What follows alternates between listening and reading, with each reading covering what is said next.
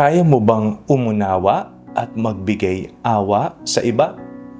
Ako po si Father Fiel Pareha at ito po ang ating segment, ang Daily Devotion, na kung saan tayo po ay magdarasal, magbabasa at magninilay kasama ng salita ng Diyos sa buong taon. Manalangin tayo. Sa ngalan ng Ama, ng Anak at ng Espiritu Santo. Amen.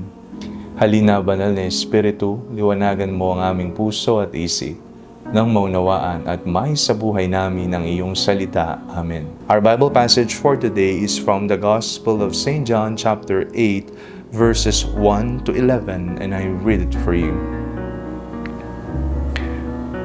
While Jesus went to the Mount Olives, early in the morning he came again to the temple. All the people came to him, and he sat down and began to teach them. The scribes and the Pharisees brought a woman who had been caught in adultery, and making her stand before all of them, they said to him, "Teacher, this woman was caught in the very act of committing adultery. Now in the law, Moses commanded us to stone such women. Now, what do you say?" They said this to test him so that they might have some charge to bring against him. Jesus bent down and wrote with his finger on the ground.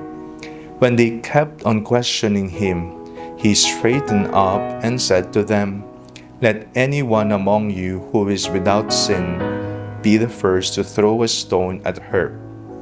And once again he bent down and wrote on the ground. When they heard it, they went away, one by one, beginning with the elders. And Jesus was left alone with the woman standing before him. Jesus straightened up and said to her, "Woman, where are they? Has no one condemned you?" She said, "No one, sir." And Jesus said, "Neither do I condemn you. Go your way, and from now on, do not sin again." May awa ka ba sa iba?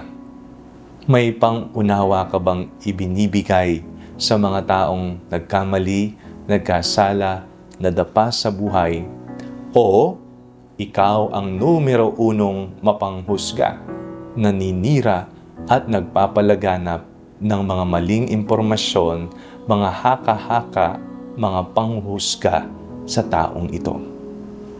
Mga kapatid, napakadaling manghusga, pero bakit napakahirap ang umunawa at magbigay awa sa iba? Binigyan tayo ng napakagandang halimbawa ng Ebanghelyo sa araw na ito. Mayroong nakitang babae na nakikiapid. Dinala ito kay Jesus. Dinala ito hindi gawa ng awa, kung hindi para subukin ang Panginoong Jesus.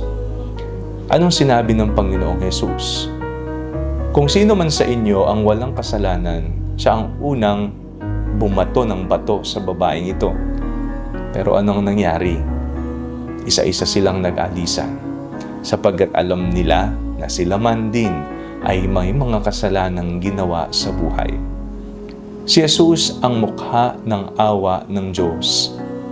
Nasalamin sa ating ebanghelyo ang pagkikita mukha sa mukha ng isang makasalanan at ng awa.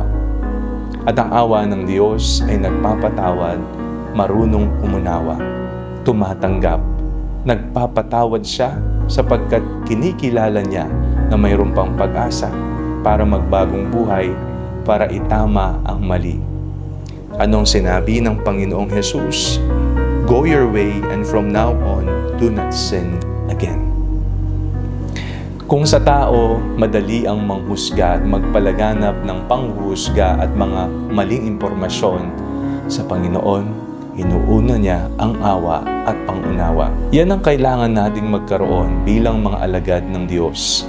Ang malawak na pangunawa at ang awa na atin din namang tinanggap mula sa Diyos. Manalangin tayo. Panginoong Jesus, sa mga pagkakataon na kami po ay natutuksong manghusga, nawa ipaalala po ninyo na kami man ay may mga kasalanang ginawa. Amen. Sa ngalan ng Ama, ng Anak at ng Espiritu Santo. Amen.